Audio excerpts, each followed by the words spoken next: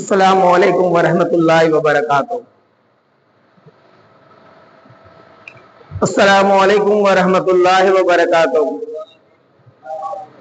الحمدللہ رب العالمین، الصلاۃ والسلام علی سید المرسلین وعلی آلہ وصحبہ اجمعین، اما بعد فاعوذ باللہ من الشیطان الرجیم، بسم اللہ الرحمن الرحیم۔ ان اللہ وملائکتہ یصلون علی النبی یا ایھا الذین آمنوا صلوا علیہ وسلموا تسلیما۔ اللہم صلی علی سیدنا و نبینا و مولانا محمد وعلی وصحبہ وبارک وسلم، صلاۃ و سلام علیک یا رسول اللہ صلی اللہ علیہ وسلم۔ صرف 10-12 منٹ آپ لوگوں کو تھوڑا برداشت کرنا ہے۔ الحمدللہ رب العالمین، اللہ تبارک و تعالیٰ کے فضل و کرم سے اور اس کے حبیب پاک علیہ الصلوۃ والسلام کے صدقہ و توفیق، اللہ تبارک و تعالیٰ نے پھر اپنی ایک نعمتوں اور رحمتوں برا مہینہ ماہ رمضان مبارک ہمیں عطا فرمایا۔ رمضان شریف کی آج پہلی شب ہے اور آج کی سب کو نسبت ولادت غوث اعظم عبد القادر جیلانی رضی اللہ تعالیٰ عنہ سے۔ حضرات گرامی، آج ہم انشاءاللہ خلاصہ قرآن جو 1.5 پارے کی تلاوت کا مبیشت ہوئی ہے، اب اس مکمل کی تفسیر کرنے جائے تو وقت درکار ہے، تو اس میں سے کچھ باتیں جو ہمارے لیے رہنمائی کرتی ہے، ہمارے لیے جو اصلاح ہے اور احکام شرع جو ہمیں بتا رہی ہے، ان آیتوں کا انشاءاللہ مختصر سا خلاصہ آپ حضرات کی سماعتوں کے حوالے ہوں گا۔ پہلے سورہ فاتحہ سے آغاز ہوتا ہے قرآن شریف کی ترتیب کا، اور سورہ فاتحہ مکی ہے۔ جمہور علماء کرام کا یہ ہے فیصلہ کہ جو ہجرت سے پہلے سورہ نازل ہوئی اسے مکی کہتے ہیں، اور جو ہجرت کے بعد نازل ہوئی اسے مدنی کہتے ہیں۔ سورہ فاتحہ کا جب آغاز ہوتا ہے، سورہ فاتحہ کے بے شمار نام ہیں، اسے سورہ شافیہ بھی کہتے ہیں، سورہ شفا بھی کہتے ہیں، اس کے 7 آیتیں ہیں۔ اور سورہ فاتحہ کا جب آغاز ہوتا ہے تو اللہ تبارک و تعالیٰ کی تعریف سے ہوتا ہے، یعنی پہلے اللہ کی بارگاہ میں اگر کچھ مانگنا ہے تو سورہ فاتحہ کے ذریعے رب تبارک و تعالیٰ یہ طریقہ بتاتا ہے کہ پہلے میری حمد و ثنا بیان کرو۔ الحمدللہ رب العالمین، سب تعریفیں اللہ تعالیٰ کے لیے۔ الرحمن الرحیم، رحمان و رحیم ہے، مالک یوم الدین، دین جزا کا مالک ہے وہ۔ پھر کہا اپنی ربوبیت کا اقرار کرواتا ہے، ایاک نعبد و ایاک نستعین، ہم تیری ہی عبادت کرتے ہیں اور تجھی سے مدد مانگتے ہیں۔ اب اس بات کا تھوڑا سا خلاصہ سن لے آپ کہ ہم تیری ہی عبادت کرتے ہیں۔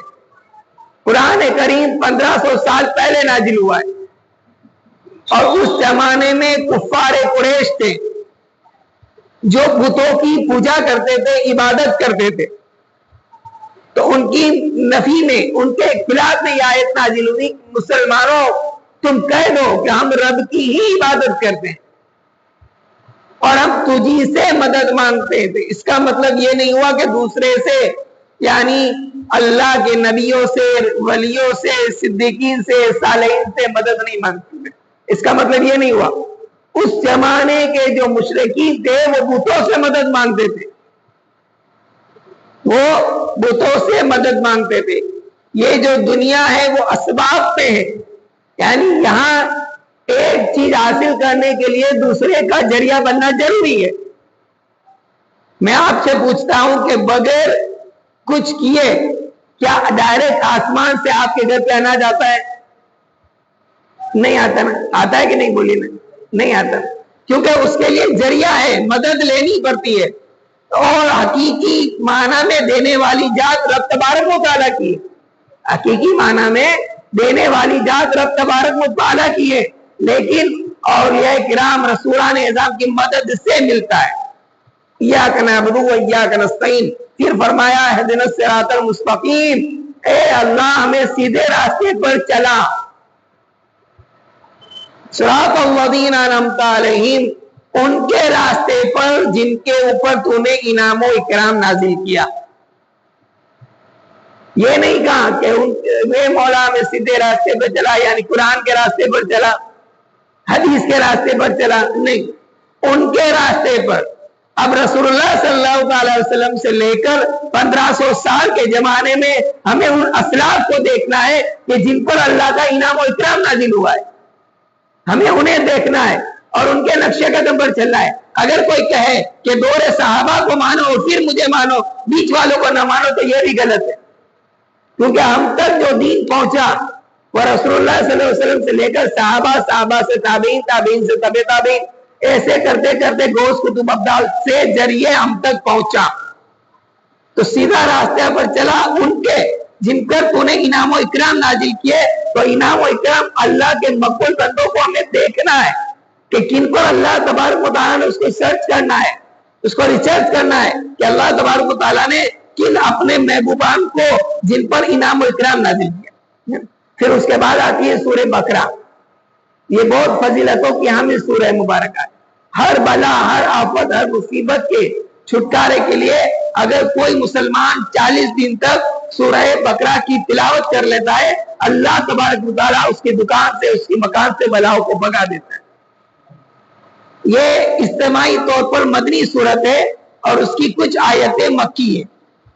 اس میں سب سے پہلے رب تبارک و تعالیٰ نے ارشاد فرمایا ذالک الکتاب لا ریب فیہ، یہ وہ کتاب ہے اس میں کوئی شک نہیں، یہ وہ کتاب ہے، یعنی اس کا ایک جبر، ایک زیر، ایک پیش، ایک نقطہ کوئی نہ بدلا ہے جب سے نازل ہوئی ہے تب سے، اور نہ قیامت تک کوئی بدل سکتا ہے۔ توریت ابھی بدل چکی ہے، انجیل بدل چکی ہے، زبور بدل چکی ہے، لیکن قرآن کریم بعین وہی ہے، کیونکہ اس کی ذمہ داری رب تبارک و تعالیٰ نے لی۔ اور شک کب آتا ہے؟ جب اصل کے سامنے کوئی نقل آئے۔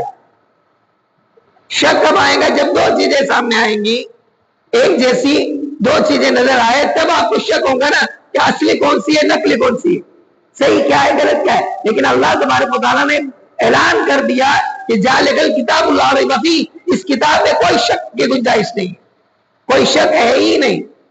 ھدی للمتقین، یہ متقین کے لیے ہدایت ہے۔ حدود الناس میں کہیں کہا کہ انسانوں کے لیے ہدایت ہے، لیکن یہاں خاص متقین کے لیے کہا کہ متقین لوگوں کے لیے ہدایت ہے۔ اور ہدایت کے 4 چیپٹر ہے۔ ایک سمجھنا، میں آپ سے کہوں کہ آپ میری بات سمجھ رہے ہیں تو جب آپ سمجھیں گے تبھی آپ کہیں گے۔ ایک کیا ہے؟ سمجھنا۔ دوسرا ہے سننا۔ دوسرا کیا ہے؟ سننا۔ اگر آپ غور سے کوئی بات سنیں گے نہیں تو وہ آپ کے بات مگر دماغ میں بیٹھیں گی نہیں۔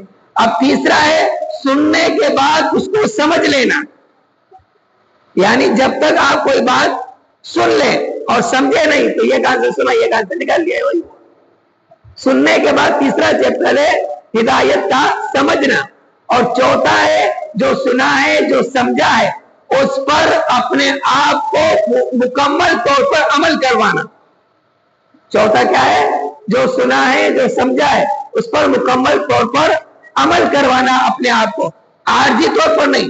اب کوئی سگریٹ پی رہا ہے مثال کے طور پر، اس کے باپ نے کہا کہ سگریٹ مت پی، اس نے پھینک دیا، باپ نکل گیا واپس سگریٹ پھونکا، تو اس کو مکمل عمل کرنا کہلائے گا کیا؟ 2 مہینے چھوڑ دیا پھر شروع کر دیا تو وہ مکمل عمل کرنا نہیں ہوا۔ قرآن نے متقین کے لیے بتایا، متقین کی جماعت وہ ہے کہ جو ہدایت والے ہیں، تو وہ ہدایت کیسے پائی جاتی ہے کہ آپ جو سنیں، غور سے سنیں، سننے کے بعد اسے سمجھے اور سمجھنے کے بعد مکمل طور پر اسے عمل کریں۔ قرآن صرف پڑھنے کے لیے نہیں ہوا ہے، بے شک ہم تلاوت کریں گے، ابھی رمضان ہے، کسی نے کہا ہم 2 پارے پڑھتے، کوئی 3، کوئی 4، کوئی 5، ہماری بہنیں 5 پارے پڑھ لیتی ہے۔ تو پڑھنا، یہ بے شک پڑھنا چاہیے، لیکن اس کا ثواب ملے گا، لیکن قرآن کا اصل مقصد ہے اس کو سمجھنا۔ قرآن کا اصل مقصد جو ہے اس کو سمجھنا، جب کما حق کو اس کا حق تبھی ادا ہوتا ہے جب اسے سمجھتے ہیں۔ تو یہ تفاصیل، یہ خلاصہ قرآن اسی لیے رکھا جاتا ہے کہ ہم جو قرآن پاک کو سنتے ہیں تراویح میں، اس کو کچھ سمجھ سکیں۔ इंशाअल्लाह मजीद गुफ्तगू कल होगी। अल्लाह तबारक व तआला हमें दारैन की दौलत से माला माल फरमाए। अल्लाहुम्मा सल्लि अला सय्यिदिना व नबियिना मौलाना मुहम्मद व आलिहि व अस्हाबिहि व बारिक व सल्लिम सलातु व सलाम अलैका या रसूल अल्लाह सल्लल्लाहु तआला अलैहि व सल्लम। अल्लाहुम्मा रब्बना आतिना फिद दुनिया हसना व फिल आखिरति हसना व क़िना अज़ाबन नार। या इलाही रहम फरमा मुस्तफा के वास्ते, या रसूल अल्लाह करम कीजिए खुदा के वास्ते। करीमा खालसा बंदा नवाजा परवरदिगार इस्माइल मुबारका की बरकतें हमें अता फरमा। मौला इस्माइल मुबारक को खैर आफियत के साथ हमारे तक गुजार दे। मौला आज की मुबारक रात विलादत गौसे आजम रज़ी अल्लाह तआला अन्हु की रात है। आज की मुबारक रात की फिज़ो बरकत सब तमाम को माला माल फरमा। व सल्लल्लाहु तआला अला खैरिल ख़ल्क़ि व नूर राशि मोहम्मद व आलिहि व सहाबिहि अजमईन। आमीन बिरहमतिक या अरहमर राहिमीन।